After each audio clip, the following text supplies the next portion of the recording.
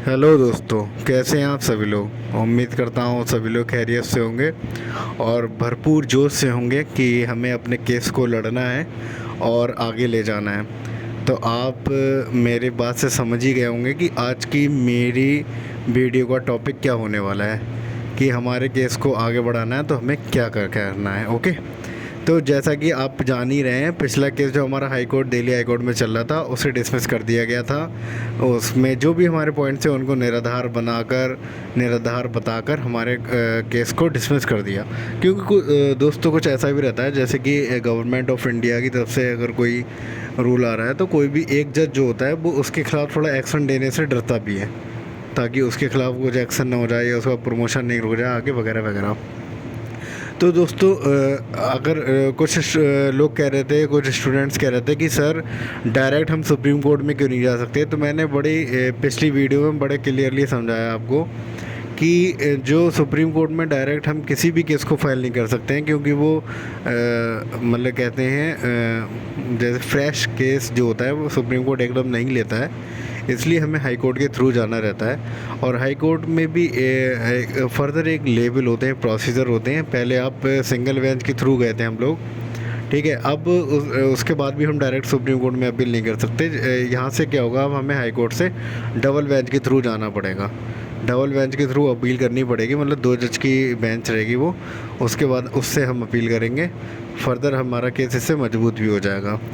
तभी उसके बाद हमें नौबत भी नहीं पड़ेगी कि हमें सुप्रीम कोर्ट जाना पड़े, और हम हो सकता है इसी डबल बेंच के थ्रू अपना केस को जीत जाएं।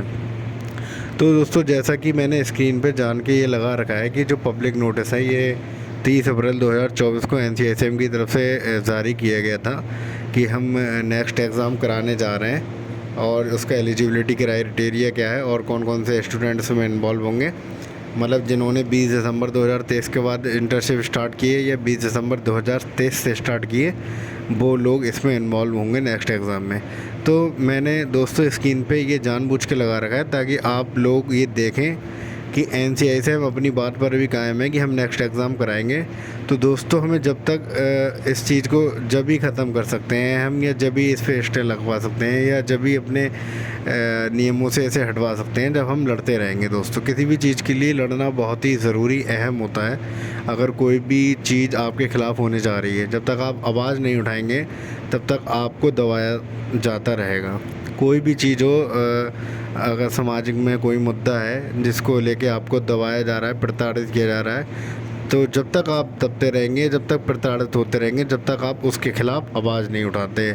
और आवाज़ अकेले उठाने से काम नहीं चलता है जब तक आप यूनिटी में नहीं होते हैं। जब आप यूनिटी में किसी भी आवाज़ को उठाते हैं तो आपकी जो आवाज़ की गूंज होती है वो बहुत दूर तक सुनाई देती है, और उसका असर भी काफ़ी पड़ता है। तो दोस्तों, फर्स्ट ऑफ़ ऑल अपने आयुष में यूनिटी की बहुत कमी है, इसे भी बना के रखना है, ठीक है। तभी हम किसी भी केस को लड़ पाएंगे और जीत पाएंगे। तो दोस्तों, वो तो केस हमारा जो था हाई कोर्ट में पहले को जो केस चल रहा था वो केस डिसमिस हो गया। फर्दर हम डबल बेंच के थ्रू जा रहे हैं, और हमारी मतलब सीनियर एडवोकेट जो थे उनसे भी मुलाकातें चल रही थी, और फाइनल भी हो जाएगा। जैसे कि मैंने बोला था पिछली वीडियो में कि संडे तक फाइनल हो जाएगा कौन एडवोकेट है। तो दोस्तों, उसमें 1-2 दिन का और टाइम लग सकता है, वो आपको क्लियर कर देंगे। लेकिन एडवोकेट से बात करने के बाद यही बात सामने आ रही है कि जो हमारा डबल बेंच के थ्रू हमारे जाने का ख़र्चा है, एडवोकेट की फ़ीस है, उसमें लगभग 15 लाख खर्च होंगे। तो दोस्तों, अब इसमें ऐसा तो है नहीं कि आप 100-200 अगर फ़ंड करेंगे डोनेट तो 15 लाख इकट्ठा हो जाएगा, क्योंकि ये बहुत बड़ा फ़ंड है जिसको सब बच्चों को ही कलेक्ट करना है। आप ये सोच के चलिए कि 2500 का आपका नेक्स्ट का फॉर्म रहेगा। अगर आप उसे भरेंगे तो अभी अगर उससे आप छुटकारा पाना चाहते हैं तो 400-500 मिनिमम 500 रुपये से तो शुरुआत आपको करनी पड़ेगी, क्योंकि आपका कुछ नहीं जा रहा दोस्तों। आपको केवल 500 रुपये दे देने, आगे जो फ्रंट पे लोग लड़ रहे हैं जैसे रेशमा है और भी लोग हैं, तो वो लोग फ्रंट पे अपने वकीलों से भी बात कर रहे हैं, काफ़ी भाग दौड़ भी कर रहे हैं। तो ठीक है दोस्तों, तो आप मेरी बात को समझ ही रहे होंगे कि आपको तो केवल पैसा दे देना है, 500 या 600 जो भी आप डोनेट करेंगे, या 1000 भी डोनेट करेंगे, लेकिन आपको भाग दौड़ भी नहीं करनी है। और कुछ बच्चे कह रहे थे कि सर क्या गारंटी है कि हम 500 रुपये दें, 1000 रुपये दें, कि हम कैसे जीत जाएंगे। तो दोस्तों, गारंटी तो किसी भी चीज़ की आज की दुनिया में नहीं मिलती है। अगर डॉक्टर के पास कोई पेशेंट आता है तो डॉक्टर भी उसे गारंटी नहीं देता है कि मैं आपको ठीक कर दूँगा, बस वो अपनी कोशिश करता है पूरी और 100% कोशिश करता है कि वो पेशेंट को ठीक कर दे। फॉर एग्ज़ाम्पल अभी भी सुप्रीम कोर्ट ने 26 कुछ ऐसी बीमारियां थीं जो हम आयुष वाले दावा करते थे कि हम 100% इसे ठीक कर देंगे, तो उन्होंने भी इसके ख़िलाफ़ एक गाइडलाइन जारी कर दी। पिछले 2 वीक पहले की रिपोर्ट आई थी, सुप्रीम कोर्ट की तरफ से आदेश पारित हुआ था कि अब कोई भी डॉक्टर ये नहीं कह सकेगा कि हम इसका 100% इलाज कर सकते हैं। जाहिर सी बात है, ये दावा आप नहीं कर सकते। तो दोस्तों गारंटी किसी चीज़ की नहीं होती। हाँ, बिल्कुल कोशिश करनी चाहिए, लड़ना चाहिए अपने दम के साथ पूरे, ताकि हम केस को जीत जाएँ। तो दोस्तों इस वजह से आप कुछ फ्रेंड्स होते हैं कि सर गारंटी क्या हम जीत जाएंगे, तो दोस्तों गारंटी किसी चीज़ की नहीं है। बस आप सहयोग करें, सपोर्ट करें और प्रे करें गॉड से कि हम जीत जाएं केस को, ठीक है। तो बस यही कर सकते हैं, बाकी सबकी उम्मीदें यही हैं, पॉजिटिविटी यही है कि हम केस जीत जाएंगे। डबल बेंच के थ्रू जाएंगे तो 2 जज रहेंगे, तो दोनों के माइंड अलग अलग रहेंगे, कौन क्या सोचता है, थोड़ा बहुत एक जैसा तो कोई नहीं सोचता, तो वो थोड़ा हो सकता है हमारे हक़ में फ़ैसला आ जाए और हम इसी डबल बेंच के थ्रू अपना केस को जीत जाएं। तो दोस्तों फ़ंड की, जैसे मैंने बताया, जो एडवोकेट की फ़ीस रहेगी इसमें वो लगभग 15 लाख के आसपास रहने वाली है, क्योंकि पिछले केस में हमारा जो एक एडवोकेट था उन्होंने 5 लाख फ़ीस की ली थी, ठीक है। क्योंकि इसमें डबल बेंच के थ्रू जा रहे हैं तो 15 लाख के लमसम खर्चा हो रहा है फ़ीस का। तो दोस्तों एक जो मेन ग्रुप है जिसमें सारी बातें डिस्कस होती हैं, तो उसमें QR कोड भी लगा हुआ है। बाकी QR कोड सारे ग्रुप में शेयर कर दिया जाएगा जिस दिन से कलेक्शन स्टार्ट होगा, लेकिन आप अपने कॉलेज के लेवल पे स्टार्ट कर दीजिए कलेक्शन।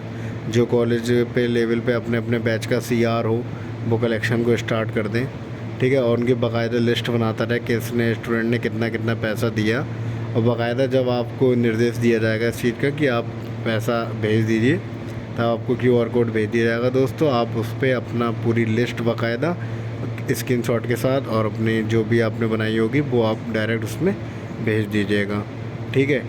और जो आगे वकीलों से बात कर रहे हैं, 5-6 स्टूडेंट्स हैं फ्रंट पर, उन्हीं के खातों में जाएगा, तो क्योंकि उन्हीं को डील करना है दोस्तों, तो ज़्यादा बेहतर रहेगा, वो चीज़ों को मैनेज कर सकेंगे। और स्टूडेंट्स ने बहुत से ने 1-2 ग्रुप और बना रखे हैं दोस्तों, तो उसमें आप डिस्कस कर रहे हैं कि इतने बजे मीटिंग कर ली जाए, इतने बजे मीटिंग कर ली जाए, तो दोस्तों उसका कोई फ़ायदा नहीं है। आप ज़्यादा से ज़्यादा स्टूडेंट्स को जोड़िए, और जो एक मेन ग्रुप है जिसमें जो लोग केस को लेके चल रहे हैं, एडवोकेट्स को ढूंढ रहे हैं, उसमें एक बंदा जुड़ जाए, बाकी वो बंदा दूसरे ग्रुप में एडमिन बन जाए और उसमें सारी इन्फॉर्मेशन डालता रहे, ताकि इन्फॉर्मेशन सबको हो जाए, लेकिन बेवजह का डिस्कशन कोई ना करे। क्योंकि इससे क्या होगा, हर चीज़ को मैनेज करना थोड़ा टफ हो जाता है दोस्तों, कि एक ग्रुप में दूसरी बातें चलने लगें, भाई दबे एक दूसरी मीटिंग का टाइम हो जाए, दूसरे ग्रुप में कुछ और हो रहा है, तो इससे कन्फ्यूज़न क्रिएट होता है। आप ग्रुप भले ही 3-4 बना लें, लोगों को ज़्यादा से ज़्यादा जोड़ें, नए नए स्टूडेंट्स को जोड़ें और उसमें इन्फॉर्मेशन शेयर करती रहें जो मेन ग्रुप की है, जो मेन बात चल रही है, ठीक है। मैं अपने वीडियो के माध्यम से ही आप सबको इन्फॉर्मेशन देता रहता हूँ और आगे भी देता रहूँगा, परेशान होने की आपको बिल्कुल ज़रूरत नहीं है, ठीक है। बाकी जो स्टूडेंट्स वीडियो के माध्यम से अगर वो किसी भी ग्रुप में नहीं जुड़े हों, तो मैं इसमें एक व्हाट्सएप ग्रुप का लिंक ऐड कर दूंगा, आप उसके थ्रू जुड़ जाएं और इन्फॉर्मेशन आपको और जल्दी मिलती रहेगी दोस्तों, ठीक है। और आपको इन्फॉर्मेशन मैंने दे दी, चैनल को आप सब्सक्राइब कर लें ताकि आपको वीडियो के माध्यम से भी जल्दी इन्फॉर्मेशन मिलती रहे। बाकी और कोई अपडेट होती है तो मैं आपको अपडेट करूँगा। Okay, thank you so much.